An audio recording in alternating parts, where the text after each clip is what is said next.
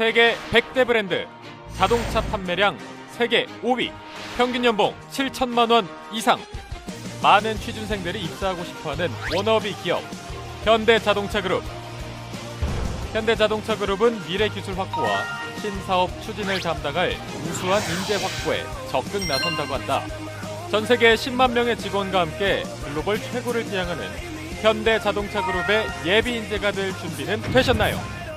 잡정보센터에서 준비한 하반기 공채 특집 여름날의 기적 시즌2 현대자동차그룹 편 지금 시작합니다.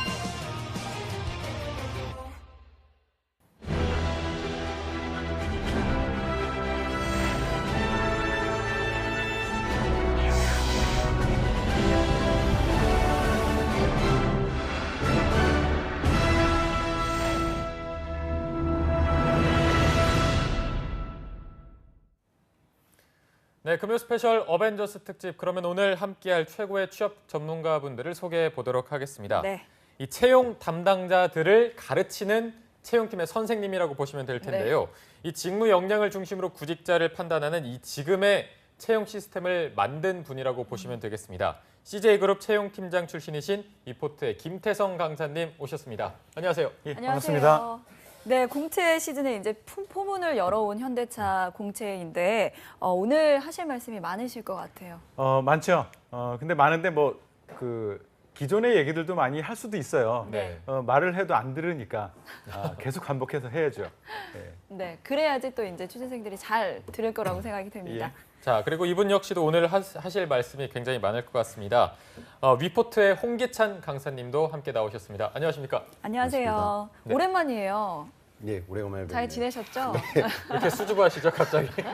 요즘 뭐 오늘도 네. 잡혀 있고 이제 학생들 되게 많이 뛰고 있는데 네. 또 여러 고민거리 많을 것 같아요. 같이 소통하는 시간 됐으면 좋겠습니다. 네, 네. 알겠습니다. 자, 이제 취준생분들이 현대차 공채가 뜬다고 하면은 뭐 아마 가장 많이 오해하는 부분이 있다고 하는데 어떤 부분에서 오해를 조금 많이 할까요? 제가 듣는 질문 중에 가장 많은 게 R&D 쪽이에요. R&D는 석박사 위주로 뽑겠죠? 라는 얘기를 많이 하거든요. 네. 근데 오해입니다. 그러니까 제가 반복해서 얘기하지만 R&D라는 것은 정말로 연구하는 분야, 리서치하고 디벨롭먼트가 같이 있는 거거든요. 리서치 부분은 그렇게 많이 뽑지는 않아요. 여기는 석박사 위주로 하고 마북리에 있는 일부 직무인 경우에는 박사가 대부분이긴 해요. 하지만 일반적인 대부분 많이 뽑는 디벨롭먼트 쪽은 80% 이상이 학사 출신들이에요. 그렇기 때문에 석박사가 아닌 나는 지원해도 어렵겠지? 이런 생각은 버리시고 그 직무가 무엇을 하는 것인가 정확하게 알고 지원하시면 괜찮습니다. 네, 그리고 기찬쌤 학생들 중에서도 정말 이거는 쓸데없는 걱정이다, 좀 오해다 이런 것들이 있을까요?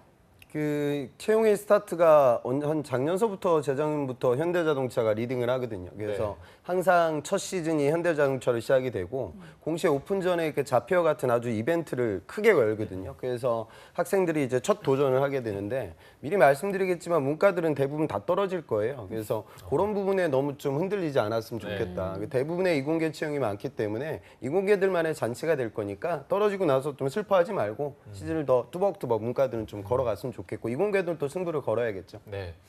뭐 일단은 문과생분들은 떨어질 거니까 조금 마음의 준비를 조금 하시라 이런 말씀해 주셨는데 네. 뭐 아까도 뭐 태성 쌤께서 말씀하셨지만 R&D에 뭐 석박사가 많을 거다 이런 오해가 많다고 하거든요. 사실 현대차가 어떤 공채를 이끌어가는 입장인 만큼 관심을 많이 받고 있어서 오해 같은 게 많이 생길 수가 있습니다. 그래서 채팅창에 뭐 내가 듣기로는 현대차가 이런 오해가 있다더라, 이렇게 들린다고 하더라, 이런 카더라에 대해서 아는 게 있다면 적어주시면 여기에 대해서 오해를 속 시원하게 파헤쳐 드리도록 하겠습니다. 네, 그리고 여러분들이 정말 궁금해하시는 이야기들 쌤들이 또 시원하게 또 답변을 해주실 거니까요. 망설이지 마시고 그냥 다 물어봐 주셨으면 좋겠습니다. 네. 자, 다음 주부터 서류 전형이 시작되는 현대자동차. 과연 나의 경쟁자는 어떤 직무로 도전했는지 또 어떤 준비를 했는지 알아봐야겠죠? 네, 현대차를 지원하는 취준생들의 지원 직무 또 준비된 사항들 잡코리아 사전 설문을 통해서 알아봤는데요. 자세한 내용은 유혜인 캐스터가 짚어드리도록 하겠습니다. 네, 유혜인입니다. What makes you move? 현대자동차의 슬로건이자 자소서 1번 항목인데요. 저희 잡정보 센터를 움직이게 하는 건 바로 여러분들의 열정이겠죠. 감사합니다. 사랑합니다. 자, 그럼 현대차에 지원하는 나의 경쟁자들 과연 어떤 직무로 도전하는지 설문조사 결과 공개하도록 하겠습니다. 네, 지원 예정인 직무는 37%가 생산 직무에 지원한다고 답변을 해주셨습니다. 그리고 인문대 파워일까요? 36%가 전략 지원에 지원한다고 하셨는데요. 연구개발, 디자인, 소프트웨어 순으로 나타났습니다. 그럼 두 번째로 알아본 설문, 이게 굉장히 중요합니다. 과연 지원을 위해서 어떤 준비를 했는지에 대한 설문조사인데요. 지금 보도록 하겠습니다. 33.5%가 자폐어에 참가한다고 했습니다. 어제부터 오늘까지 이어지고 있는 채용 설명회인데요. 기타가 22.1%입니다. 2위에 대한 기타 답변이 굉장히 궁금하실 텐데 잠시 후에 공개하도록 하겠습니다. 18.5%는요, 현대차 생산 라인 견학 혹은 경험이라고 하셨고요. 18.1%는 자동차 관련 현장 아르바이트, 또 마지막으로는 자작차 동호회 경진대회 참가 등으로 답변을 해주셨습니다. 그럼 이 주관식으로 답변을 해주신 기타 항목에 대한 답변을 한번 보도록 하겠습니다. 현대차 입사를 위해 준비한 활동은 마음가짐을 준비하신 분들 여기 있습니다. 꼭 활동이 아니더라도 지원을 해보고 싶습니다. 아직 없습니다. 안 했어요. 한 게 없습니다. 희망입니다. 희망은 참 중요한 거죠. 꼭 하고 싶어서요라고 답변을 해주셨는데요. 오늘 방송 굉장히 열심히 보셔야 할 것 같습니다. 자, 그럼 다음 답변 보겠습니다. 전문적이고 직접적인 경험을 하신 분들이 꽤 많았습니다. GM 대우 생산 라인 경험, 고등학교 때 취업했다고 대답을 해주셨고요. IT 경력 2년, 자동차 업계 경력, 프로그래머 경력 쌓기, 하청업체 경험 등 저희 새내기 취준생들이 조금은 두려워하는 올드루키 분들에 대한 대답이었습니다. 자, 그럼 다음 답변 보도록 하겠습니다. 관련된 공부를 했다고 답변해 주신 분들 있었는데요. 개인 공부, 자동차 소프트웨어 수장, 현대직업전문학교 자동차도장부, 10개월 과정 수료, 또 자동차과 재학, 자동차 생산직 전공 등 개인 공부를 했다고 하시는 분들이 많았는데요. 이 개인 공부는 더 구체적으로 설명을 해주신다면 쌤들이 더 자세히 상담을 해주실 수 있을 것 같습니다. 다음은 항공 관련 부분 업무에 관심이 있고요. 관련 분야 프로젝트를 했다. 뉴스를 시청하셨다는 분들도 계셨고요. 한국과학기술연구원의 과제를 같이 했다고 하시는 분들도 계셨습니다. 또 이외에 현대모비스와 과제를 진행했다 하신 분들도 있었고요. 졸업과제로 RC카 제작, 러시아와 관련, 우리 태성쌤이 다녀온 러시아죠. 보안, 운전병 지원, 자격증 취득, 자격증 공부, 또 관련 현장 실습, 기아자동차 인턴, 스타트업 인턴 등 이 현장에 관한 직무를 경험하신 분들도 꽤 많았습니다. 마지막입니다. 인턴. 이 대인 관계는 사실 조금 의문이 있는데요. 대인 관계를 어떻게 준비했는지 조금 더 자세하게 설명을 해주신다면 저희가 상담을 더 구체적으로 해드릴 수 있을 것 같습니다. 또 현대차 대외 발등을 했고 현대차를 사용하고 현대차를 구매했다. 끝판왕이죠. 금수저 아닙니까? 입사를 위해서 현대차를 구매하신 분들도 계셨습니다. 정말 멋지신 분들인데요. 사전 설문을 보니까 어떠신가요? 내가 잘 준비했는지 궁금하신 분들 많으실 텐데요. 2017 현대차 하반기 공채 합격을 위한 나의 준비 활동 어떻게 정리하면 좋을지 스튜디오에서 합격 전략 공개합니다.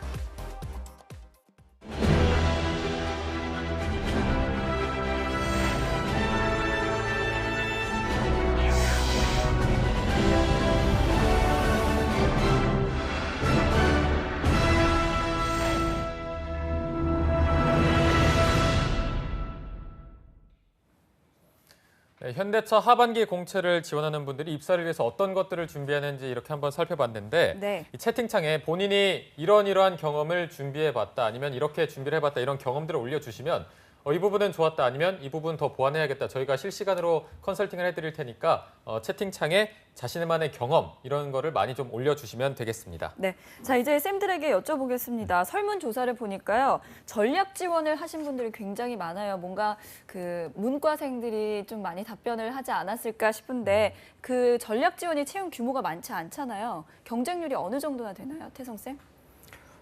일반적인 현상이에요. 이게 학생들이 전략적으로 지원했으면 좋겠는데 그럴 생각은 없고 그냥 전략 지원 직무만 지원을 하시더라고요. 근데 제가 학생들한테 계속 강조하는 게 직무를 선택할 때 정말 직무 자체에 대한 그 본인의 준비도 그리고 입사가 얼마나 쉬운지, 입사 후에 얼만큼 성장할 수 있는지, 그리고 입사 후 우리는 그 현대차 좋은 회사이지만 평생 있을 수 없을 가능성이 더 크거든요. 그러니까 퇴사 후에 어떤 일을 할 수 있는지 이런 것들을 같이 보고 처음 지원을 하자, 방향을 전하자라는 얘기를 많이 해요. 근데 가장 제가 권장하지 않는 부분이 이 전략 지원 쪽, 그러니까 멋있는 이름 붙은 거 있죠. 그런 것들은 입사도 어렵고요. 가장 경쟁률이 높아요. 적게 뽑고 많이 벌리고, 그리고 회사 안에 들어가서도 생각만큼 그렇게 화려하게 성장해 나가기 힘듭니다. 그리고 퇴사 후에도 할 수 있는 일이 그닥 많지 않습니다. 그럼에도 불구하고 많이 지원하는 이유는 인문계들이 이제 방향을 못 잡는 이유도 있고요. 놀랍게도요, 굉장히 유치하지만 드라마의 영향도 있습니다. 예, 드라마에 보면 왜 그 멋있는 남자 주인공들 있죠? 공통점이 있죠? 뭐가 있습니까? 차가 있네요. 차가 있는 정도는 주인공으로 안 나오죠. 뭐 알고 보면 아버지나 할아버지가 회장님이시던가. 그렇죠. 예, 그렇죠. 금수저죠. 그리고 직무로서는 대부분 기획이 붙던가 마케팅이 붙던가 이런 쪽에 있어요. 그리고 대부분 직급이 예전에 실장님이었고 요즘에는 본부장들이 많습니다. 이거의 영향을 설마 대학생들이 받을까 생각했는데 받습니다. 그 당시에 유행하는 드라마가 있으면요, 그 직무에 왕창 몰려요. 제가 채용을 진행하면서 야, 학생들이 그래도 대학생인데 생각했는데 몰리더라고요. 그래서 이런 그 환상을 갖고 접근하는 친구들, 왜 환상을 갖느냐? 모르니까. 이 직무가 무엇인지 모르니까 자꾸 환상을 갖게 되는 거예요.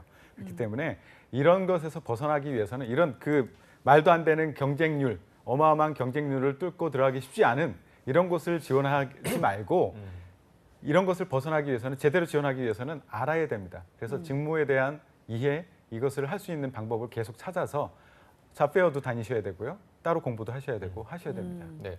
자, 그리고 지금 실시간 채팅창에 올라온 글 중에 잡페어에 가 있는 분이 있는데 뭐 H 익스피리언스 이런 거 본 거를 자소서에 써도 되는지, 그리고 뭐 이 잡페어에 간 것만 해도 도움이 되는지 이렇게 묻고 있거든요. 이제 자소서 쓸 때 뭐 실제로 도움이 많이 될까요? 하실래요? 기자님. 지금 저 설문조사가 이번 거 자표 베이스로 돼 있어요. 그래서 지금 좀 착각하는 친구들이 있을 텐데, 여기 전략 지원은 이번 저 자표는 쓸 수 있는 데가 전략 지원밖에 없습니다.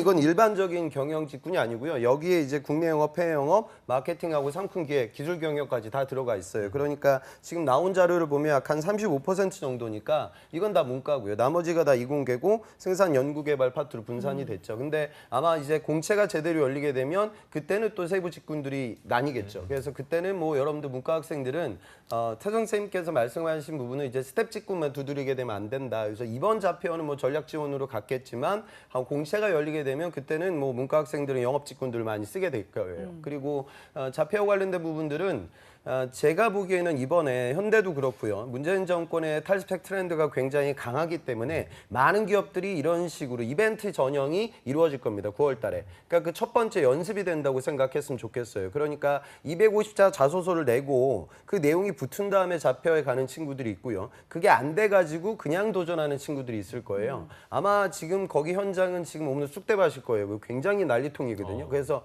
추첨을 해가지고 기회를 잡으면 자동차 안에 들어가가지고 거기서 이제 그 촬영하는 형식으로 이제 개인 발표를 진행하게 돼요. 그래서 제 학생들도 지금 많이 가 있는데 나름의 전략들을 갖고 갔겠죠. 근데 그 부분은 좀 떨어진다 하더라도 제가 누차례 말씀드리지만 다른 기업들 뭐 KT나 SK나 이번에 또 탈스펙 전형들이 많고 현대백화점 같은 기업들, 그러니까 결국 나를 표현할 수 있는 프레젠테이션이 9월 공채에서 여러분들 자소서 외적으로 추가적으로 도전해야 될 요소이니까요. 그런 부분에서 이번 이벤트를 좀 적극적으로 활용하셨으면 좋겠습니다. 네, 그 아까 적극적으로- 질문 중에 네. 그 H 익스피리언스 그거를 이제 자소에 녹이는 게 괜찮느냐, 자표에 간 것이 도움이 되느냐, 지금도 이제 질문 온 게 네. 현대차 지원하려면 자표는 네, 필수이냐 이런 질문들이 많은데요.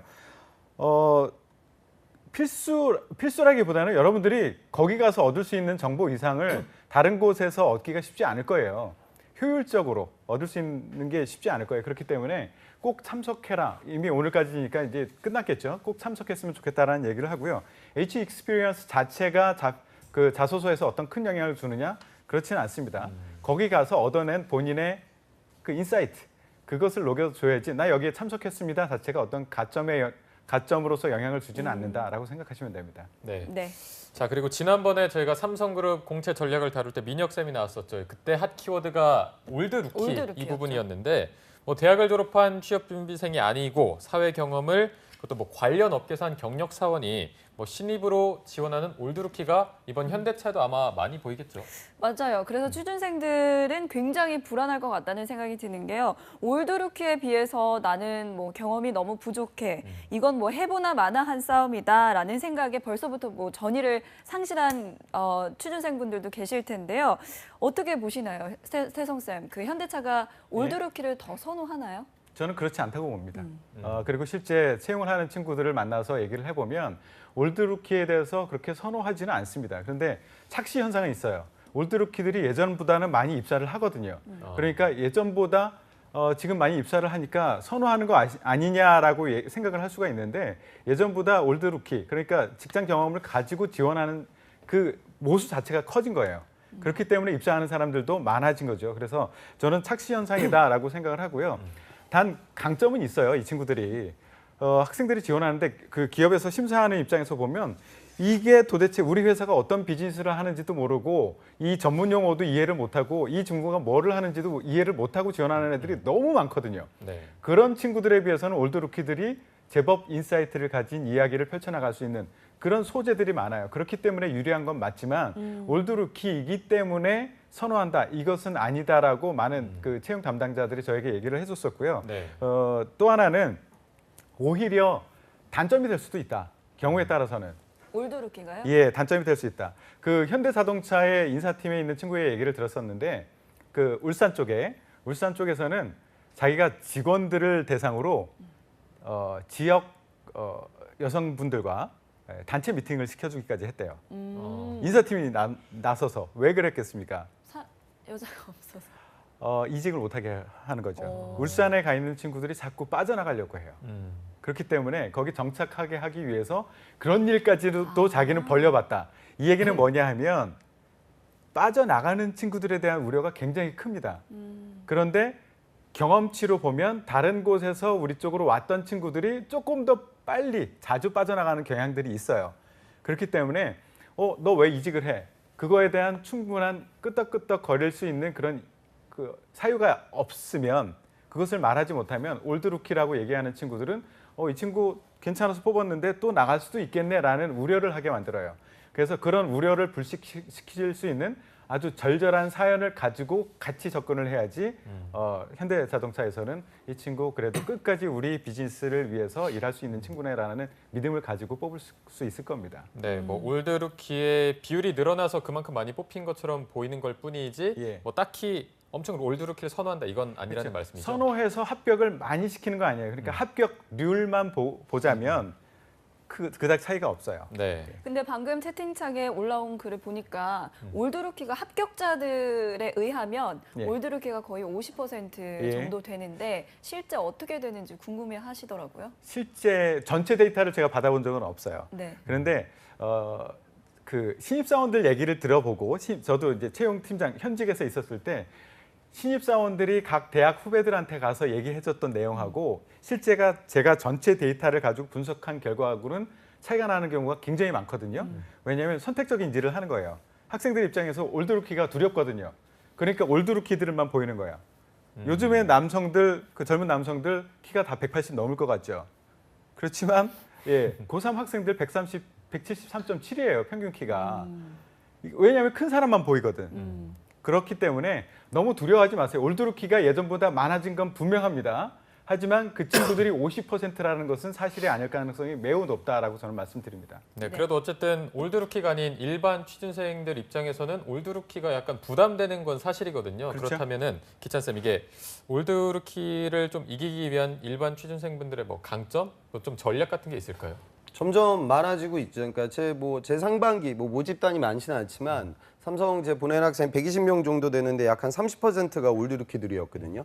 근데 저 태선생 맘에 제가 좀 첨언을 하면 그럴 때가 있어요. 예전에 제 학생인데 이 친구가 오픈타이드에 있었는데 그 삼성 자회사거든요. 근데 거기서 업무를 좀 해왔는데 좀 부서도 꼬이고 사람도 꼬이고 해서 이직을 하게 됐단 말이죠. 그래서 롯데정보통신 면접자에 갔단 말이에요. 근데 롯데정보통신보다 오픈타이드가 더 좋은 기업이에요. 그러니까 이런 이직이라고 하면 올드루키로의 진입이 굉장히 어려워져요.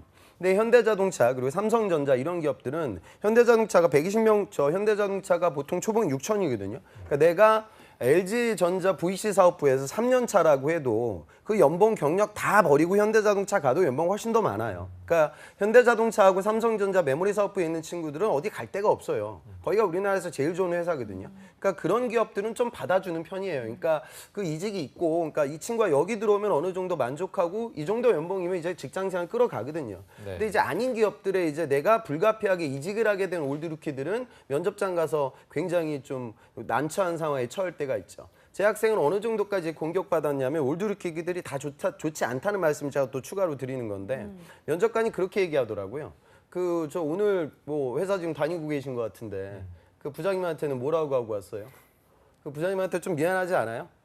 당신 같은 사람 때문에 우리 대기업들이 욕 얻어먹는 거예요. 중소기업에서 인력 빼간다고. 뭐 이렇게까지 팩트로 이렇게 좀 공격받았던 학생들도 있어요. 그러니까 네. 뭐 여러분들 신입들이 약간 직무 경험이 좀 부족해서 어려워하지만 또 그 친구들도 이런 제가 말씀드린 좀 아주 최고 포지션이 아닐 때는 또 어려워질 때도 있고 또 감성적인 부분에서 공격을 하는 면접 임원분들도 계시다. 그러니까 이런 부분들을 같이 고려하면서 여러분들이 구직 활동을 하셔야 되고요. 그러니까 이거는 뭐 여러분들이 또 바꿀 수도 없는 거니까. 그리고 올드루키들은 중요한 건 이미 인적성 시험을 여러 번 봐봤던 친구들이니까 그 부분에 대한 경쟁력과 그다음에 전공 관련된 지식이라든가 이런 실무적인 역량이 강하죠. 그러니까 신입 입장에서 도전하는 친구들도 그런 부분들을 좀 가다듬기 위해서 노력을 하셔야 돼요. 그러니까 제일 중요한 거 그나마 또 이제 회사 다니는 친구들은 공부할 시간이 부족해서 적성 문제집을 많이 못 풀거든요. 그러니까 또 여러분들이 이제 많이 하실 수 있으니까 그런 부분들을 또 본인만의 무기라고 생각을 하셔야겠죠. 시간적인 여유를 조금 강점으로 가지면 될 것 같습니다. 네, 자 지금 채팅창을 보니까 또 계속해서 많은 분들이 들어와 주고 계신데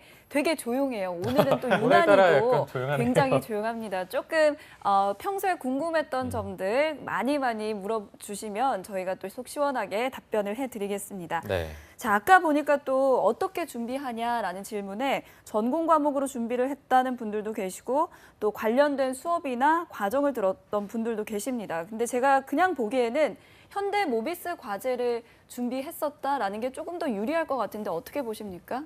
일단 태성쌤부터. 현대모비스와 과제를 진행했네요. 예. 이 안에서 어떤 역할을 했는지가 조금 더 구체화되면은 정확하게 말씀드릴 수 있을 것 같은데요. 정말 그때그때 달라요. 이 친구가 어떤 과제를 했고 그 안에서 어떤 역할, 어느 정도 깊이 인벌브를 했는지에 대해서도 다르고 그리고 이것을 가지고 어디에 지원했는지에 따라서 다른데 그냥 상식적으로 보자면 본인이 과제했던 그 영역과 바로 연결될 수 있는 그 직무에 지원했다라고 하면 훨씬 유리한 것은 맞죠. 예. 네. 기자쌤은 그 과제는 그렇게 보시면 돼요. 그러니까 이 친구는 뭐 내가 기업 과제를 경험할 수 있는 케이스가 두 케이스인데 첫 번째는 이제 연구실에서 진짜 교수님이 기업 과제를 따와가지고 그 과제를 진행하게 될 때가 있고요. 안 그러면 국영 연구소 관련돼서 정부 과제 관련돼서 그 현대모비스 조인해가지고 과제를 하게 되고 또 거기 동참했던 친구들이 있죠. 석사들이라고 하면 그 과제에 내가 동참하면서 그 요소 기술을 배웠던 부분들을 정확하게 기재하셔야 돼요. 그러니까 뭐 예를 들어 전자공학이라고 하면 지금 무인자동차라든가 뭐 자동차 인포테인먼트 시스템 관련된 과제를 진행했던 친구들 또 그런 석사 밑에서 내가 그 과제를 도와왔던 학부생들 뭐 그런 부분들이 있겠죠. 그러니까 공학적인 문제 해결 능력에 대해서 포커스를 맞춰서 접근하는 거죠. 자동차 그러니까 실제적으로 자동차 관련된 내연기관의 세부적인 구조를 공부했던 친구들은 자동차 공학도 외에는 사실 많지 않거든요. 그러니까 기계공학도라고 하면 내가 설계 특히나 해석했던 부분들이 굉장히 중요해질 거고요. 그다음에 인베디드 프로젝트 같은 걸 많이 진행했던 소프트웨어나 전자공학했던 친구들은 또 그 부분에 초점을 맞추는 거죠. 그러니까 이공계 대생들의 이야기가 될 텐데 자동차하고 연결고리를 잡는 것이 아니라 그 자동차가 개발되고 생산되는 데 있어서 필요한 요소 기술을 내가 배웠고 그 기술에 대해서 공학적인 문제 해결 능력을 발휘했던 여러분들의 히스토리 그 부분을 좀 이번에 저 자폐어장에서도 잘 이야기하셔야 되고 또 면접장에서도 좀 효과적으로 여러분들 표현하셔야 됩니다. 네. 네, 현대차 입사를 위해서 여러분들께서 준비하신 사항에 대한 점검 그리고 활용 팁까지 살펴봤는데요. 일주일도 채 남지 않았습니다. 네. 과연 취준생들은 어느 정도나 준비해놨을지 사전 설문 결과 유엔캐스터가 알려준다고 합니다. 함께 보시죠. 네, 현대자동차는 1차 서류 전형, 그리고 인적성 시험인 HMAT, 그 면접으로 이렇게 3단계로 공채가 진행이 되는데요. 각 전형별로 얼마나 준비를 했을지 그 설문조사 결과 공개하도록 하겠습니다. 첫 번째로 자소서입니다. 얼마나 준비했나? 1위 47.47%가 대략적인 구성만 해뒀다. 23.2%는 아직 시작조차 하지 않았다고 답변을 해주셨는데요. 그래도 2개 항목을 작성했고 3개 항목 모두 작성하신 분들은 11%에 달했고요. 1개 항목 작성하신 분들 7.4%로 어느 정도 작성하신 분들도 계셨습니다. 그럼 다음에 인적성 시험 준비 알아보겠습니다. 아직 준비하지 않았다가 36.6%였고요. 그렇지만 문제를 준비 한번 해보신 분들은 좀 많았습니다. 25.5%가 문제를 풀어보지는 않았고 문제 유형은 알고 있다고 답해 주셨고요. 24.6%는 기출문제는 충분히 풀어봤고 예상문제는 대비하지 못했다. 다음으로는 기출문제를 충분히 풀어봤고 예상문제도 대비하고 있다고 답변을 해주셨습니다. 자, 그러면 면접은 얼마나 준비하셨을까요? 무려 과반수가 넘는 전형별 1위 답변이 나왔습니다. 아직 준비하지 않았다. 34.5%는 그래도 1차 면접만 준비했다. 또 12%는 1, 2차 면접을 충분히 준비했다고 하셨는데요. 역시 취준생들의 워너비 기업답습니다. 아직 준비를 안 하신 분들은 왜 그랬을까요? 저희가 이유 한번 알아보도록 하겠습니다. HMAT 기출문제를 풀어보지 않은 이유는 46.3%가 자소서 작성이 급하기 때문에 이미 된 서류 전형에 합격한 이후에 준비하려고 라고 답변을 해주셨습니다. 이분들은요, 지금 눈썹 빠지도록 열심히 달리셔야겠습니다. 자, 그럼 다음 면접을 준비하지 않은 이유 보도록 하겠습니다. 55.9%가 서류 전형 합격이 확실해지면 준비하려고 지금은 자소서 작성이 급해서 말이 또 이어지네요. 이런 분들이 굉장히 많으셨는데요. 그러면은 자소서 작성에 관해서 여러분들은 어떻게 준비하고 있고 어떻게 계획이 있으신지 한번 보도록 하겠습니다. 자소서 작성 시 활용할 방법은 37.7%가 혼자 작성할 예정이라고 답변해 주셨습니다. 다음엔 합격 자소서를, 자조서가 아니고 자소서죠. 참고해 작성할 예정이라고 답변을 해 주셨는데요.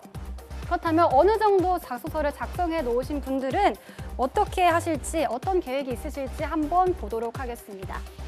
37.8%가 자소서 첨삭 사이트를 이용할 예정이라고 하셨고요. 취업 스터디를 통해 수정할 예정이라고 답변을 해주셨습니다. 자소서를 아직 작성하지 않으신 분들과 이미 작성하신 분들 이 차이에 차이가 좀 있었는데요. 이제 작성을 시작하신 분들은 인터넷이나 아니면 혼자 써야 한다는 겁니다. 여러분, 그러지 마세요. 저희 금요 스페셜이 있지 않습니까? 채팅창에 자소서에 관련된 질문들 많이 올려주시면 저희 쌤들과 함께 그 답변 성실히 답변해드리도록 하겠습니다.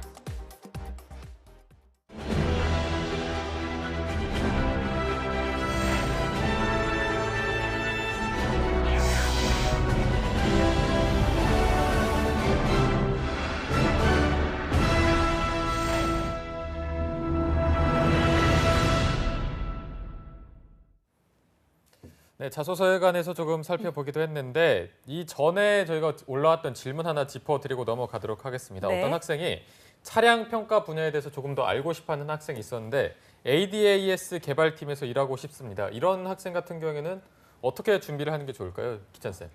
그 평가가 이제 학생들한테 선호도가 되게 좋아요. 그러니까 왜 그러냐면 완전 연구 개발은 조금 부담스럽고 그리고 이제 울산 내려가기는 싫고 그러니까 이제 차량 평가, 아이다스 이쪽으로 이제 많이 지원하고 특히나 아마 질문 준 친구는 전자 전공이 아닐까 싶습니다. 그런데 그 본인이 인베디드나 영상 처리나 이미지 센서 관련돼서 뭐 과업이 내가 충분히 진행을 했고 학점도 이제 당연히 평가 요소니까 그런 부분들이 월등하게 높은 친구라고 하면 도전하는 걸 추천드리는 편인데 네. 그런 게 아닌 친구라고 하면 사실 현대자동차는 자동차 만드는 회사가 아니라 자동차 조립하는 기업이니까 본인의 경쟁력을 좀 따져보긴 하셔야 돼요. 네. 그래서 그 부분에 맞춰서 좀 의사결정을 내렸으면 좋겠습니다. 네. 네, 자 그리고 하나 더 올라온 그 댓글 한번 살펴보겠습니다. 해외 영업에서 일하고 싶은데 중국어 자격증이 없습니다. 그러면 경쟁률이 좀 떨어질까요? 라고 질문을 주셨습니다. 태성 쌤. 그렇지 않습니다. 그러니까 중국어 자격증이 반대로 말하면 중국어 자격증이 있다고 유리하냐? 또 그렇지 않다는 거죠. 이 해외 영업이라는 것이 그냥 언어 자체의 문제뿐만 아니라 그쪽 시장에 대한 이해도 같이 요구가 되거든요. 어제 제가 아침에 통화를 했던 지난 시즌에 해외 영업으로 들어갔던 친구한테 물어보니까 네. 대부분 상경계 쪽이었어요. 상경계 쪽. 그리고 딱 한 명만 영문학과 있다 하더라고요. 근데 그 친구가 영문학과가 그 해외 영업으로 들어왔네라고 보니까 경영을 복수 전공을 했대요. 그 얘기는 뭐냐면 구성들이 대부분 상경계 쪽으로 많이 채워지는 이유는 언어적인 문제뿐만 아니라 그것을 넘어서는 그쪽 지역 시장에 대한 이해, 그것을 어떻게 경영 마인드로 우리가 얼마큼 잘 팔고 수익을 낼 수 있는가에 대한 그 감각이 있는 사람들이 조금 더 유리하다는 거죠. 네. 그래서 중국에 대한 자격증, 만약에 지금 중국에 대한 자격증이 없어. 하지만 내가 중국에서 거주 경험이 있어라고 하면 굳이 딸 필요가 없습니다. 그리고 중국어를 전공하지 않았어. 그리고 전혀 다른 전공이야. 그런데 지금부터 시작해서 중국어를 공부해서 자격증을 따려고 해. 이것은 시간 낭비가 될 가능성이 매우 높습니다. 네. 기찬 선생님, 현대차 같은 경우에는 뭐 해외 영업 파트 같은 경우에 좀 어떤 언어가 유리할까요? 그런 게 있을까요? 제가 뭐 일하면서 느끼는 부분은 영어 하나만 똑바로 해도 들어가요. 그러니까 영어도 제대로 잘 못하거든요. 그러니까 유학생들도 보면 뭐 막상 시켜보면 그렇게 잘 못하는 친구들도 많고 AL도 잘 못 따요. IH 정도로 이제 머물거든요. 그러니까 뭐 영어 대부분 이렇게 생각하시면 돼요. 내가 현대자동차에 뭐 중동거래선을 맡는다 하더라도 거기서 아랍어로 이란어로 막 얘기하는 건 사실 많지는 않거든요. 대부분의 네. 소통이 이제 메일 베이스로 이루어지고 또 여기가 이제 B2C가 아니라 B2B로 진행이 되기 때문에 영어 실력 자체가 되게 중요해요. 그 부분은 좀 챙겨가셨으면 좋겠고 현대자동차를 문과 학생이 뚫는다는 건 고등학교 입시 시장이라고 얘기하면 뭐 의대에 뚫는 거예요. 서울에 있는 인서울 의대에 내가 들어가는 수준이니까 어리버리한 경험으로 현대자동차 문과 들어가는 정말 어렵습니다. 그러니까 그 부분을 좀 생각을 하셔야겠죠. 그러니까 이공계들 입장에서도 요즘 현대자동차 구매, 기차도 마찬가지인데 구매 직구는 이제 어학이 되는 이공계들을 많이 뽑아요. 그래서 또 그런 부분들을 생각해야 될 부분도 아마 계실 것 같습니다. 그 첨언을 하자면 네. 현대자동차에 이제 해외 영업 들어가 있는 친구들의 얘기를 들으면 진짜 영어 이외에 쓸 기회가 별로 없대요. 그리고 영어 자체도 그렇게 생각만큼 쓸 기회도 없고 B2B이기 때문에 큰 지역인 경우에는 사실 그쪽 법인장과 한국말로 통하거든요. 예, 한국말로 하기 때문에 그닥 그 해외 출장을 갈 기회, 영어를 쓸 기회, 그리고 현지어를 쓸 기회가 기대했던 것만큼 많지는 않더라라는 얘기를 하면서 아까 그 1차 전번에 보여줬던 설문조사를 보니까 러시아 관련 준비했던 친구도 있어요. 네. 러시아 시장이 넓어지는 건 맞습니다. 지금 러시아 같은 경우에는 우리나라 엑센트가 그 솔라리스라는 이름으로 팔려요. 그쪽 현지 차인 그란타를 누르고 1위를 시장 점유율 1위를 하고 있는데요. 네. 러시아가 우리가 생각했던 것만큼 우리가 러시아 하면 하이테크 뭐 이런 것들이 많이 생각이 나잖아요. 군사 대국이기도 하고 미사일도 쏘아 올리고 하는데 자동차 산업은 생각보다 더뎌요. 그게 이제 환경이 잘 안 돼 있는 거죠. 도심을 벗어났을 경우에는 운전하기도 굉장히 어렵고 낮은 소득 때문에도 그렇고 그래서 고급차 수요도 적고 하기 때문에 거기에 딱 맞춰서 우리가 전략을 짠 거죠. 그러니까 우리의 제네시스를 갖고 들어간 것이 아니라 솔라리스. 그러니까 엑센트급을 가지고 전략을 펼쳐나갔던 거죠. 봐요. 러시아어를 잘했던 친구가 이 러시아를 대상으로 하는 영업에서 성과를 낼 수 있겠느냐. 아니면 러시아는 좀 부족하고 영어를 좀 하지만 그쪽 시장에 대한 이해 그리고 비즈니스에 대한 이해를 했던 친구를 이쪽에서는 해외 영업에서는 더 필요로 할까 이렇게 생각해 보시면 될 것 같아요. 네. 네. 자, 그리고 방송 초반에 올라왔었던 질문이 하나 있었는데 HMS에서 역사 에세이가 내가 본인이 합격하는데 뭐 어떤 당락을 좌지우지할 만큼 중요한 건지 이렇게 묻고 있거든요. 별로 안 중요해요. 그러니까 나오는 게 뭐 르네상스 뭐 제가 여기서 저번에도 나와서 얘기했던 것 같은데 뭐 세국 정치 아주 기본적인 역사적 토픽으로 나오고 그거 관련돼서 뭐 어마어마한 서술하는 친구들은 없어요. 그러니까 제가 아까 조사 결과를 보니까 지금 HMAT 준비를 아직 안 했다가 한 36%가 넘더라고요. 근데 이거는 잡코리아를 대상으로 해서 설문조사를 한 거니까 잡코리아 정도 들어오는 친구들은 열심히 하는 친구들이고 전체로 봤을 때는 제가 보기에는 절반은 안 하고 있다고 보시면 돼요. 그러니까 여러분들 그 공부하시는 분들은 희망을 가지셔야 돼요. 절반은 어차피 허수예요. 떨어질 거예요. 그러니까 지금 여러분들 아셔야 되는 건 뭐냐면 이번에 자폐하면서도 재학생들 보면 일주일을 거기에 투자하거든요. 그러니까 그런 식으로 PPT 파일 만들고 또 거기서 그냥 말만 하는 것이 아니라 본인이 했던 공학 프로젝트 얘기들을 이제 하나로 만들어서 발표 연습들을 해요. 그러니까 이런 활동들을 9월 달에 한 2주 정도는 해야 된다고요. 그러니까 그리고 자소서를 한 30개, 40개를 이제 써야 돼요. 그러니까 무슨 소리냐면 지금 인적성 공부할 수 있는 시간이 이제 없어요. 현실적으로. 끝난 거예요. 그리고 이제 그러니까 내가 여러분들 방송 보는 분들 중에 나는 적성 공부를 지금 한 장도 안 했다. 그럼 이번 시즌이 물거품이 될 가능성이 굉장히 높아요. 그래서 여러분들 아셔야 되는 건 한 가지 우리가 기도해야 되는 건 10월 초에 이제 임시 공휴일이 지정이 제가 보기엔 될 것 같거든요. 네. 이게 지정이 되면 인적성이 한 주 밀릴 수 있는 가능성이 높아요. 왜냐하면 저 다들 쉴 거거든요. 그렇게 되면은 여러분들이 9월 한 22일경에 자소서가 마감이 되고 그때서부터 10월 한 둘째 주까지의 기간이 인적성을 공부할 수 있는 마지막 기회가 돼요. 그러니까 이 시기도 만약에 놓치게 되면 아무데도 못 간다. 이걸 좀 이해하시고요. 네. 좀 방송 보는 분들은 공부를 이게 적성이라는 게 또 무슨 역사 에세이 한다고 해가지고 이제 문과 학생들 보면 수리추리 이런 거 하기 싫으니까 맨날 또 무슨 나오지도 않는 동해, 옥저, 제천 행사 때려주고도 안 나오는데 맨날 또 그런 것만 보고 있어요. 그게 중요한 게 아니라 수리추리 못해서 떨어지는 거예요. 그러니까 현차 인적성의 가장 중요한 건 정보 출연하고 자료 해석이거든요. 그러니까 이런 부분들을 좀 강화시켰으면 좋겠어요. 그래서 본인이 하고 싶은 걸 하지 말고 나한테 부족한 부분에 투자를 많이 해야 된다. 문과 학생들은 그걸 좀 느끼셔야 됩니다. 네. 네, 정말 시간 활용을 잘 해야겠다는 생각이 들었고요. 저 질문 중에 답할 게 하나 있는데 네네. 현대차 학벌 많이 보나요라고 블리드 하이 분이 네. 질문을 주셨는데 어제 많이 제가 보나요? 방송에서도 말씀드렸지만 일단 그 90개 대학에서 뽑혔어요. 지난 데이터를 보면 그렇기 때문에 학벌에 대한 부담은 좀 덜 가지셔도 된다. 다만 내가 지원해야 될 지원 분야가 예를 들어서 뭐 마케팅이라든가 연구 분야 중에서 공력을 연구한다던가 아니면 수소차 연구를 한다던가 이런 쪽은 또 학벌을 보죠. 그래서 내가 지원할 분야가 어디냐에 따라서 다르지만 다른 기업에 대해서 비해서 학벌을 많이 보는 기업이다 이렇게 말하지는 않겠습니다.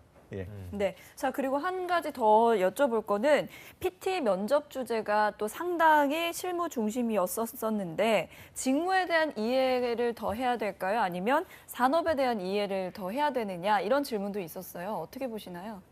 이공계들은 직무 관련된 이해도가 있어야겠죠. 그 현대자동차는 그 아주 잘해요. 그러니까 채용 정보라든가 뭐 기아자동차 같은 경우에는 서류 붙고 나서 그 학생들한테 기아자동차에서 컨설팅도 해주거든요. 그러니까 그런 부분들을 활용해가지고 실무에서 벌어지는 직무 관련된 경험들을 많이 아셨으면 좋겠고요. 일단 문과 학생들은 이번에 자소서 쓸 때 또 빤할 거예요. 그러니까 뭐 1번 항목이 바뀔 거거든요. 1번이 맨날 바뀌어요. 그러면은 또 이제 뭐 현대자동차에 왜 지원하냐라고 하면 또 여러분들 사드 이야기 할 거예요. 그래서 중국에서 위기가 나고 있는데 나는 HSK 6급을 갖고 있으니까 나의 중원 실력을 활용해가지고 중국 시장 개척에 내가 일조하겠다. 뭐 이런 식으로 접근할 거거든요. 그러니까 이런 하등한 접근이 없어야 돼요. 그러니까 자동차 산업에 대한 깊이 있는 이해를 해야겠죠. 현대자동차가 왜 이렇게 위기일까요? 그러니까 물론 사드 문제도 있어요. 당연히 있죠. 근데 그거 외에 더 저면에 어떤 부분이 있냐면 지금의 현대자동차의 성공을 만든 건 과거 기아자동차 M&A 건을 성사시키면서 플랫폼을 공유했고요. 그 동일 하나의 플랫폼으로 소나타를 뽑아내고 K5를 뽑아내고 하나의 플랫폼으로 소렌토를 뽑아내고 산타페를 뽑아내고 뭐 이런 전략으로 굉장히 돈을 벌었고 그다음에 그 GM이 무너지고 도요타 리콜 사건이 터졌을 때 확 치고 나간 거예요. 그래서 전 세계 뭐 4위, 5위까지 올라갔죠. 근데 지금 이제 5위, 5등인데 이 지금 5등이라고 해봤자 그 상위 4개 회사가 갖고 있는 판매 대수가 이번 1분기 월등히 높고요. 그다음에 현대자동차는 뚝 떨어지니까 지금 4강 체제가 굳혀지고 있어요. 그러니까 이제는 전략 차종에 집중을 해야 되는데 그러니까 스바루나 지금 혼다 이런 차종이 괜찮은데 이제는 여러 가지 차종만 보유하고 있다고 해서 자동차 회사가 성장하는 것이 아니라 어떤 선택과 집중이 이루어져야 되는데 그 부분을 지금 놓치고 있고요. 두 번째가 지금 SUV 시장이 굉장히 커지고 있는데 세단형 전략을 너무나 많이 고수하다 보니까 여기서 뻐그러졌고요. 그다음에 문제가 뭐냐 지금 미래에 대한 비전을 전혀 보여주고 있지 못해요. 그러니까 여러분 테슬라가 판매 대수로 치면 GM의 100분의 1밖에 안 돼요. 그런데 시가총액은 GM을 넘어섰거든요. 그러니까 이거는 결국 자동차 회사가 미래에 대한 어떤 비전을 보여줘야 되는데 현대자동차가 아직 이런 부분에 대한 성과가 굉장히 나지 않아요. 그러니까 물론 그런 부분들을 지금 개선하기 위해서 최근에 나오고 있는 수소차라든가 인휠 모터라든가 아주 좋은 이제 나름의 이제 전략 방안들이 도출되고 있죠. 그러니까 내가 만약에 영업을 쓴다라고 하면 어떤 산업 자체에 대한 태 선생님이 말씀하신 부분들이 이런 부분들이에요. 그러니까 어학 과학적인 부분은 기본이고요. 그거 외적으로 내가 이 산업에 대한 관심도를 보여줄 수 있는 내용들이 자소서에 들어가야 하고 그다음 면접장에서 어필이 돼야 될 거예요. 그 부분을 생각해야 되고 왜 학벌이 지금 학벌 관련된 이야기가 나오는데 이공계들은요. 현대자동차는 많이 뽑아요. 많이 뽑는 기업들은 어차피 학교 못 봐요. 그런데 문과는 채용이 한 10% 정도밖에 안 될 거거든요. 현재 천차라고 하면. 그러니까 여기 들어가는 친구들은 만만한 친구들이 아니에요. 그러니까 만만하지 않다는 건 그만큼 스펙도 따라 올라가는 게 이제 정석이거든요. 이렇게 그런 관점에서 이해를 하고 도전을 해보셔야겠죠. 네, 알겠습니다. 자, 그리고 아까 올랐던 질문 중에 하나가 현대차 안전환경 인증 직무에 지원하려고 하는데 어떤 부서에 지원해야 하는지 묻고 있거든요. 어디에 지원해야 되나요? 안전환경 환경 인증 인증 직무. 그러니까 제가 말씀드리면 그래요. 그러니까 환경 지금 HSE 직군들이 있거든요. 그래서 환경 대기나 수질단 친구들, 안전공학 했던 친구들. 그러니까 이런 직군들은 HS 직군이 따로 뽑을 때가 있어요. 이제 거기를 지원하는 거고. 근데 이게 현차도 그렇고 다른 기업들이 안 뽑을 때가 있거든요. 그러면은 주로 이제 플랜트 운영이라든가 생산 관리가 이루어지는 파트에서 안전 관리가 이루어져요. 그리고 아마 질문을 준 친구는 지금 미주권이나 유럽권에 자동차 판매하기 위해서는 승인 작업이 이루어지고 거기 들어가고 있는 ROHS 인증이라든가 뭐 이런 부분들이 교육 과정들을 많이 하거든요. 아마 그걸 공부하고 지금 그 지원에 대해서 생각을 하고 있는 것 같은데 채용 규모는 굉장히 적어요. 그리고 내 전공이 정말 환경공학과 안전공학 또는 그런 기사 자격증 취득까지 일궈냈던 나만의 전문성이 있냐 없냐 그거를 보고 판단해야지 그냥 코드 넘버에 나오는 그런 환경 프로세스를 내가 학부 시절 때 잠깐 배웠으니까 글로 가야겠다. 이건 굉장히 어려워지는 파트가 될 거예요. 네. 자, 그리고 또 다른 질문은요. 공채 때 해피무브 경험이 도움이 될까요? 라고 질문을 주셨습니다. 태성쌤, 도움이 될까요? 자체로는 도움이 안 됩니다. 도움이 안 된다. 짧게 그렇게. 예. 도움 없다. 도움 안 예. 된다. 거기서 무엇을 풀어나갈 것이냐, 거기서 경험했던 것을 어떻게 풀어나가느냐의 차이지 해피무브를 했습니다. 경력 플러스 이거는 절대 아닙니다. 네. 자, 그리고 제가 이건 저도 개인적으로 궁금했던 건데 이 현대차가 약간 군대 문화가 있다. 그리고 조금 남초 기업이다 보니까 여자가 들어가긴 조금 힘들 거다 그런 말도 저도 많이 들었거든요. 이게 사실인지 어떻습니까? 남성적인 문화는 맞긴 해요. 제가 경험한 저는 이제 그 IBM에 있었을 때 현대차를 대상으로 컨설팅 프로젝트를 했었는데요. 들어갈 때마다 전 들어가기 제일 싫었어요. 정말 답답하더라고요. 물론 그 당시고 이제 변화가 되어 가고는 있지만 문화 자체가 남성들이 많기 때문에 아무래도 남성 위주로 돌아가는 것은 맞긴 맞는데 기업들 전체를 쭉 늘어놓고 봤을 때 여자들이 들어가기 그리고 들어가서 적응하기 어려운 기업이냐라고 묻는다면 또 그렇지는 않다라고 말씀드립니다. 아주 기본적인 어떤 복지에 대한 부분이 굉장히 여성들이 누릴 수 있는 것들이 굉장히 많아요.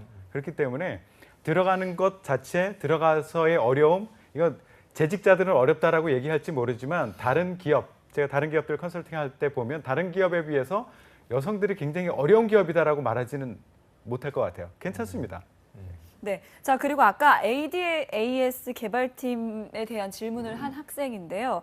기계공학과이고 또 연구실에서 협업의 경험이 있는데 이 경험을 녹여내는 것 외에는 또 어떤 역량을 강조를 해야 되는지 지금 궁금해하고 있거든요. 어떤 그러니까 지금 에이다스 관련돼서 본인이 한 부분이 아마 있는 것 같은데 기계공학이라고 하면 생각을 좀 해봐야 돼요. 그러니까 왜 그러냐면 지금 전자라든가 회로했던 친구들, 그러니까 그 한전을 생각하고 기사를 따고 전기 쪽으로 팠던 친구들은 당연히 플랜트를 쓰는데 지금 전자 관련돼서 열심히 한 친구들이 많아요. 제 학생 중에 어떤 친구도 있냐면 이 친구는 올해 처음으로 무인 자동차 학부생들 대상으로 한 대회가 열렸어요. 거기서 상 탔거든요. 6개월 동안 그거 관련돼서 진짜 파이썬 써가면서 알고리즘 코딩을 했어요. 그러니까 차는 이제 그 대회 측에서 주관해서 받았고 그 차 관련돼서 무인 제어를 실제로 했단 말이에요.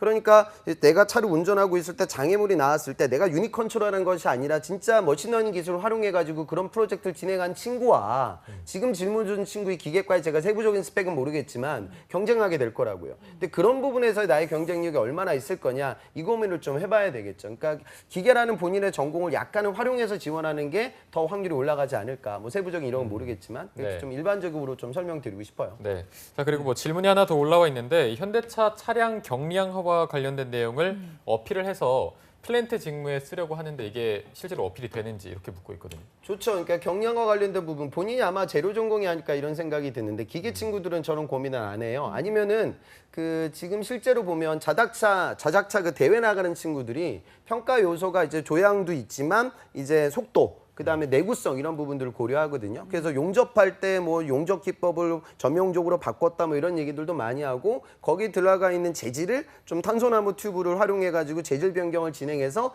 좋은 대회 실적을 만들어낸 이공계들도 있어요. 그러니까 제가 지금 말씀드린 이런 친구들이 현대자동차에 지원을 해요. 그러니까 그런 부분들에 대한 경점을 좀 고려해서 재질에 대한 변화, 그다음에 수직재질이라든가 이 자동차에도 이제 기존에 그냥 냉연 강판만 쓰는 것이 아니라 네. 다양한 재질들이 이제 활용되고 있거든요. 그 부분을 좀 이야기를 하셨으면 좋겠습니다. 네. 네. 자, 그리고 아까 저희가 설문조사한 것들 다시 한번 살펴보자면요. 그 수정 단계에서 첨삭 사이트가 1위였고, 그리고 취업 스터디가 2위였습니다. 그리고 전문가 컨설턴트의 도움이 3위를 차지했었는데, 일단 그 요즘의 첨삭 사이트 믿을만한가요? 어떻게 보시나요, 태성쌤? 그 저한테 그 자소서를 가지고 오는 친구들 중에 정말 잘 글을 썼던 친구들이 있어요. 그래 읽어보고 제가 미심쩍은 게 있어가지고 몇 마디를 물어요. 면접하듯이. 예, 면접은 아니지만 이거 이렇게 했다면서 그때 어땠어?라고 물으면 당황을 해요. 자기가 안 쓴 거죠. 예, 대행을 하고 온 거예요. 그러니까 글은 굉장히 화려하고 잘 읽히고 필력도 좋고. 예, 필력도 좋고 하지만 본인이 몰라 물으면 그런 경우들을 많이 봤어요. 이런 작성 대행을 하는 사이트가 있고 작성한 것을 첨삭해주는 사이트들이 있고 한데 대행 사이트는 제발 좀 이용하지 않았으면 좋겠다라는 말씀을 드리고요. 네. 첨삭하는 것도 첨삭을 해주시는 선생님들이 어떤 분인가는 좀 확인해 보실 필요가 있다. 우리는 글짓기를 잘하는 사람을 기업에서 뽑으려고 하는 것이 아니라 이 평가자의 관점에서 그 글을 보는 거거든요. 글이라는 것이 잘 쓰여 있는지를 보는 것이 아니라 우리가 보고자 하는, 우리 뽑고자 하는 그런 모습이, 그런 경험이, 그런 근거가 이 글에 담겨져 있는가라는 것을 보기 위해서 글을 읽는 거거든요. 네. 그러니까 첨삭 사이트에 첨삭을 해주시는 분이 글짓기 지도를 해주시는 분인지 아니면 정말 기업에서 그 평가를 많이 해보셨던 분인지라는 것을 확인하고 도움을 받는 것이 좋고요. 또 하나 좀 주의해야 될 게 쓰고선 친한 친구들한테 많이 맡기거든요. 야 어떠냐 한번 툭 던져봐요. 그거 안 했으면 좋겠어요. 왜요? 친하지 않은 친구한테 오히려 보여주세요. 서류 심사위원들이 나를 알고 있는 사람들이 아니거든요. 내 친한 친구한테 보여주잖아요. 가동력이 보통 다른 사람이 봤을 때는 가동력이 현저히 떨어지고 무슨 말을 하는지도 모르겠고 하지만 내 친구는 그걸 알아본단 말이에요. 첫 마디 단어 하나만 딱 보고도 킥킥킥 웃어요. 아, 너 정말 좋다 그랬지 라고 얘기를 한단 말이에요. 친한 친구한테는 절대 보여주지 마시고 나에 대해서 잘 모르는 친구한테 일단 점검을 받으시고요. 또 하나 제가 말씀드리고 싶은 거는 보여주더라도 시간 제한을 두세요. 야 이거 내가 썼는데 딱 3분만 봐줄래? 3분 지나면은 딱 덮어줄래? 라고 하고 요청을 하세요. 이게 10분을 두고 꼼꼼히 봐주면은 보이는 내용들이 실제 평가위원들은 1분 내에 그걸 끝내버리거든요. 1분 내에 끝내기 위해서 읽는 거하고 10분을 두고 읽는 거하고는 보이는 것이 달라요. 네. 그렇기 때문에 10분 내에 보였던 글들이 3분 내에는 안 보이는 것들이 많기 때문에 3분 내에도 보이는 그 글이 되어야 된단 말이에요. 그렇기 때문에 시간 제약을 두고 요청을 하시는 게 좋을 것 같아요. 네, 그런데 아까 뭐 댓글에도 달리게 했는데 뭐 학교에서 해주는 것도 충분하다는 학생도 있었습니다. 그런데 사실 요즘 이 취업 컨설팅 시장이 커지다 보니까 뭐 전문가가 굉장히 많은 것도 사실이거든요. 여기에 대한 조금 변별력이나 그런 도움이 될 만한 게 있을까요? 뭐 취업하기 힘든데 뭐 그런 것까지 돈 들여서 할 필요는 저는 없다고 봐요. 없다고 보고 보실 때 보면 중요한 건 이제 그러니까 가독성이 되게 중요한데 네. 그러니까 뭐 그런 서적이라든가 저희 같은 취업 컨설팅에 약간 좀 느껴봐야 될 부분들은 완전 초보들. 그러니까 예를 들어 뭐 현대자동차 아까 뭐 웹사이트 뭐 이런 거 나오더라고요. 네네. 현대자동차 자소 쓸 때 거기다 뭐 내가 보배 드림을 뭐 많이 들어간다 뭐 이런 소리 하는 정말 하수들은 그러니까 내용 들어가는 선별 작업에 대해서는 약간의 코칭이 필요할 수도 있을 것 같아요. 네. 그러니까 그런 부분들은 꼭 뭐 돈 내고 여러분들 첨삭 받을 필요는 없어요. 그 다음에 아니면 여러분들 선배들한테도 많이 물어볼 수가 있죠. 그러니까 저는 학생들 관점에서 뭐 여러분들 돈도 없잖아. 그러니까 저는 선배들을 많이 활용했으면 좋겠어요. 그러니까 취업 이미 경험을 자소서를 많이 떨어져 받고 그다음에 그래서 취업에 성공한 선배들은 나름대로 글을 어떻게 써야 되고 내용 선별을 어떻게 해야 되는지에 대한 식견이 갖춰져 있거든요. 네. 그러니까 그런 선배들한테 여쭤볼 수도 있고 저는 교수님도 많이 좀 활용해 봤으면 좋겠어요. 근데 교수님들도 이제 지식이 다 높은 분들이고 논문을 많이 읽었던 분들이니까 네. 그분들은 어찌 보면 내용보다는 이 가독성이라든가 글의 전반적인 흐름에 대해서 굉장히 많이 고민하거든요. 네. 저도 예전에 그 자소서를 굉장히 제가 호흡이 되게 긴 편이어서 문장 하나를 막 한 문장으로 쓰고 그랬어요. 예전에 제가 논문 쓰고 할 때. 그래서 제가 그 연구실 교수님한테 엄청나게 혼나가면서 이걸 하나하나 고쳐 나아갔거든요. 그 부분이 제가 나중에 이제 책 쓰고 할 때 많이 보탬이 됐었던 것 같아요. 그래서 그런 좀 여러분들이 뭐 꼭 돈 들이지 말고 선배님들이나 교수님들이나 아니면 학교에 계신 뭐 선생님들도 계시니까 여러 의견들을 좀 경청해서 본인만 보지 말고 본인은 내가 겪었던 일이니까 알고 있는 거고요. 그분들은 여러분들 처음 모르는 상태에서 있는 거니까 그런 부분들 좀 활용해 보면 좋을 것 같습니다. 제가 좀 첨언을 하자면 네. 그리고 좀 생각이 다른 부분은 저는 교수님한테는 안 했으면 좋겠어요. 왜요? 예, 교수님들이 점검해 주시는 그 글들을 보면은 논문 네. 읽는 것 같아요. 그렇기 때문에 어. 기업에서 기업인 입장으로 보는 그 글, 잘 읽히는 글이 아니더라고요, 주로. 물론 이제 신경을 많이 써주시는 교수님도 계시지만 제가 봐왔던 교수님들이 첨삭해준 봐준 글들은 잘 안 읽히더라고요. 그래서 저는 그 부분은 좀 생각이 다르고 우리 조사했던 것 중에서 합격자 소설을 많이 활용해서 참고해서 작성할 예정이다라고 얘기를 하는데 지금 홍 쌤이 말씀하셨듯이 정말 나는 아무것도 모르겠어, 시작도 못하겠어 할 경우에는 참고를 하세요. 다만 제가 권장해드리는 그 참고 방법은 책방에 가서 서서 보고 이렇게 했던 친구들이 참 합격을 했구나 보고 딱 놓고 집에 와서 그 잔상만을 이용해서 활용했으면 좋겠다. 그걸 옆에 딱 펼쳐놓고 글을 쓰기 시작하는 순간 나도 모르게 똑같이 됩니다. 그리고 심사위원들이 보면 100장을 읽는데 몇십 장이 거의 비슷한 내용이에요. 이거 어디서 본 것 같은데 라는 내용들이 굉장히 많거든요. 그런 것들 합격시켜 줄 수 없어요. 자기의 경험, 자기의 내용을 자기의 언어로 표현하지 못하는 사람들을 사원으로 드리고 싶은 생각은 없거든요. 그렇기 때문에 정말 참고해야 되겠다라고 생각하면 그 잔상 정도만 이 정도로 쓰면 되겠구나 그 느낌만 가지고 자기의 글을 썼으면 좋겠고요. 아까 질문했던 것 중에 경험은 많아도 가독성이 떨어지면 떨어지나요? 뭐 이런 질문이 있었는데 물론 이제 당연한 얘기겠지만 두 가지가 다 좋아야 됩니다. 그렇죠. 하지만 가독성이라는 것에 대해서는 조금 다르게 접근했으면 좋겠어요. 이공계의 경우에는 호흡이 매우 짧아야 된다라고 저는 권장을 해드리거든요. 이공계 직무 관련된 직무 사람들은 학교에서 글을 작성할 때도 어떤 PT를 할 때도 글 자체를 길게 쓸 기회가 많지 않아요. 그렇기 때문에 읽는 것 자체도 긴 글에 대해서 스스로 정리하면서 직원들일지라도 정리하면서 포인트를 딱딱 집어내기가 쉽지 않거든요. 네. 짧고 명확하게 간결하게 써주는 것이 좋고요. 입문스러운 그 직무를 지원하는 친구들은 조금 다릅니다. 가독성 좀 재밌게 네. 화려하게 쓰는 것도 나쁘진 않다라고 네. 생각을 해요. 경험이 그렇지만 굳이 둘 중에 무엇이 더 중요하냐라고 얘기하면 가독성이 조금 떨어지지만 경험이 훌륭한 친구, 경험은 별로지만 가독성이 훌륭한 친구. 저는 경험이 훌륭한 친구에 한 표를 던지겠습니다. 네. 자, 마지막 댓글 하나 더 보겠습니다. 특정 경험을 계기로 해서 디스플레이에 관심이 높아졌다. 그래서 2학기 때 전공 과목을 수강하고 있는 중인데 이거를 자소서에 어필해도 될까요? 라는 질문이었습니다. 기찬 쌤. 물론 어필 가능하죠. 그러니까 구직자들이 또 착각하는 건 꼭 뭐 교육도 완료된 거, 기사도 딴 거, 뭐 이런 것만 적어야 된다고 생각을 하는데 여러분들은 어차피 지금도 현재 진행형으로 성장하고 있잖아요. 그러니까 현재 내가 노력하고 있는 부분에 대해서도 당연히 언급할 수 있을 거예요. 그런데 만약에 현차의 디스플레이를 언급한다라고 하면 그건 약간의 제품 연관성이 떨어질 수 있으니까 그런 부분들은 좀 고려가 있어야 될 것 같습니다. 네. 네, 오늘 정말 중요한 말씀들 많이 해주셨는데 처음부터 방송 함께하지 못한 분들 유엔캐스터가 다시 보기 방법을 알려드리도록 하겠습니다. 네, 2017 현대자동차 하반기 공채 과연 사원증을 걸 수 있는 사람은 누구인지 이 준비 과정에 따라 다를 텐데요. 지금 뒤늦게 들어와서 앞부분 못 보신 분들은요. 앞부분 못 보신 분들은요. 저희 다시 보기 방법 안내해드리도록 하겠습니다. 네, 한국직업방송 홈페이지 잡정보센터 보시면 되시고요. 잡코리아는 보이는 취업 인터넷, 모바일, 그리고 어벤져스 특집 유튜브나 네이버에 검색하시면 되겠습니다. 네, 자 이제 마지막으로 저희가 시간 관계상 신의 한 수 한 분씩 짧게만 듣고 마무리하도록 하겠습니다. 먼저 태성 쌤부터 말씀해 주실까요? 예, 저는 정통으로 나가라라는 얘기를 하고 싶어요. 자꾸 비법에 의지하는 친구들이 많은데요. 현대 다른 기업들도 그렇고 현대차도 그렇고 자페어를 통해서 많은 정보들을 노출을 시키거든요.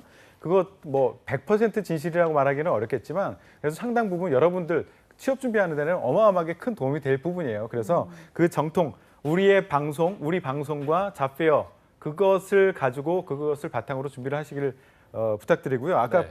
질문 나왔던 것 중에서 나이에 대한 질문이 나왔는데 짧게 대답 드릴게요. 나이 30에 무경력이다. 지원 가능한가요? 지원하십시오. 예, 뽑힌 사람들 많이 있습니다. 예. 네. 자, 마지막까지 희망을 주시고. 네, 그리고 기찬 쌤은요?